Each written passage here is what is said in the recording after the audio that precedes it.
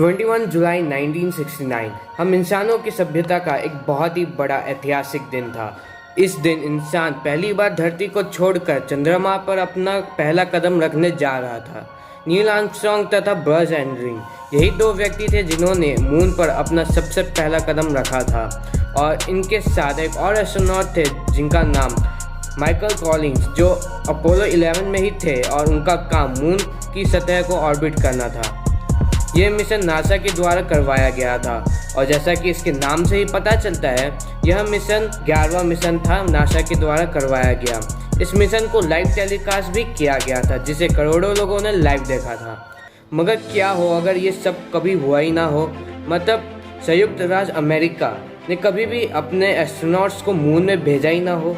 क्या ये एक बस झूठी कहानी थी जिसे नासा ने पूरे विश्व को उल्लू बनाने के लिए किया था?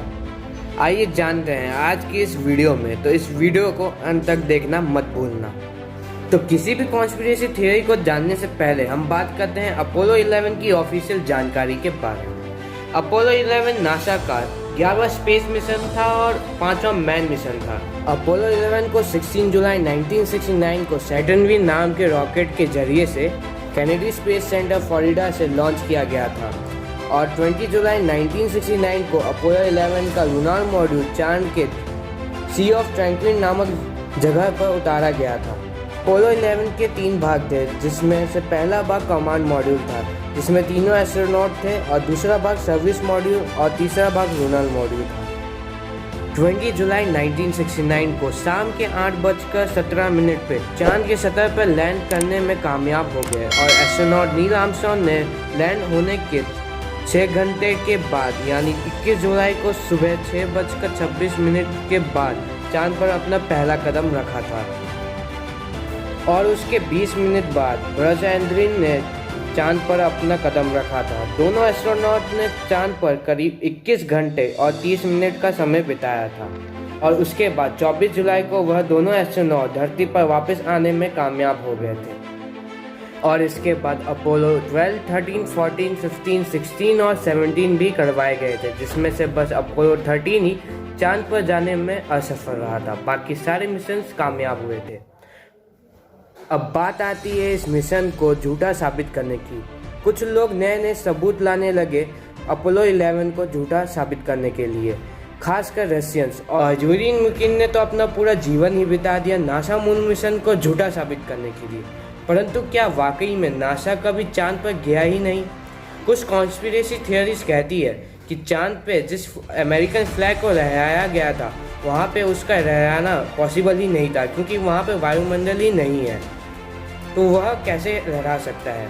यह बात ज़रूर कुछ समय तक सोचने के लिए मजबूर कर देती है, लेकिन असल में जो फ्लैग था उसके ऊपर में एक मोटा रॉड लगाया गया था, क्योंकि एस्ट्रोनॉट को भी मालूम है कि चांद पर वायुमंडल नहीं है, इसलिए स्पेशल फ्लैग बनाया गया था, और फ्लैग लहराता हुआ भी दिख रहा होगा। ऐसा इसलिए हुआ था क्योंकि जो सोलर विंड्स होती है, जो सन से आती है, वो जब फ्लैग के कपड़ों से टकराती है तब उसका फ्लैग हिलने लग जाता है। तो दोस्तों अब बात करते हैं दूसरी कॉन्स्पिरेसी थियरी के बारे में। तो उसमें कहा गया है कि एस्ट्रोनॉट के द्वारा जितनी भी पिक्चर और वीडियोस निकाली गई, उन सारे पिक्चर्स और वीडियोस में पूरा आसमान काला था। मगर ऐसा कैसे हो सकता है?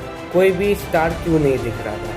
जिन्होंने ये कॉन्स्पिरेसी थियरीज दी थी, उनके मुताबिक ऐसा इसलिए हुआ था क्योंकि इसे ब्लैक बैकग्राउंड वाले स्टूडियो में रिकॉर्ड किया गया था, मगर नासा के पास इसका भी जवाब था। ऐसा इसलिए हुआ था क्योंकि जिस जगह अपोलो 11 को लैंड करवाया गया था, वहाँ पर दिन का समय था, जिसके कारण चांद की ज़मीन बहुत ही ज़्यादा अधिक मात्रा में सूरज की लाइट को रिफ्लेक्ट कर रही थी, जिसके कारण कैमरा के द्वारा लिए गए पिक्चर्स में स्टार्स दिखाई नहीं दे रहे थे। और भी कई कॉन्स्पिरेसी थियरीज है जो नासा मून मिशन को झुठलाती है, लेकिन नासा के पास इन सब का जवाब है। परंतु क्या आप जानते हैं, नासा चाहकर भी फेक मून मिशन नहीं कर सकता था, क्योंकि इन सब की शुरुआत हुई थी 1957 में, जब सोवियत यूनियन ने स्पुतनिक 1 सैटेलाइट को इतिहास में पहली बार स्पेस में भेजा था, और इसी के साथ स्पेस रेस की भी शुरुआत हो गई थी। और 1961 में एक और ऐतिहासिक कारनामा कर दिखाया था, पहले इंसान यूरी गैगरिन को स्पेस में भेज करके। अब अमेरिका को भी कुछ करना था, अब अमेरिका पीछे नहीं रह सकता था। तो इसी वजह से अमेरिका फेक मून मिशन तो नहीं कर सकता था। और आपकी जानकारी के लिए बता दूं, उस समय सोवियत यूनियन और अमेरिका के बीच में कोल्ड वॉर भी चली हुई थी और निशानी के लिए एस्ट्रोनॉट्स ने बहुत सारी चीज़ें चांद की सतह पर छोड़ के आए थे, जिन्हें हम आज भी सैटेलाइट के माध्यम से देख सकते हैं। अब दोस्तों, अगर आपको गेमिंग में इंटरेस्ट है तो जॉनिक गेमिंग चैनल को सब्सक्राइब करना मत भूलिएगा, क्योंकि ये एक बहुत ही अच्छा चैनल है जिसमें बहुत सारी गेमिंग वीडियोस आती रहती है। तो दोस्तों, आपको क्या लगता है, नासा का अपोलो 11 मिशन फेक था कि रियल? कमेंट करके ज़रूर बताना। और अगर आपको ये वीडियो अच्छी लगे तो लाइक करना और शेयर करना। और अगर आप चैनल पर नए हैं तो सब्सक्राइब करके जाना, क्योंकि मैं आपके लिए ऐसे न्यू टॉपिक्स लाते रहता हूँ। एंड थैंक यू दोस्तों, जय हिंद, बाय बाय।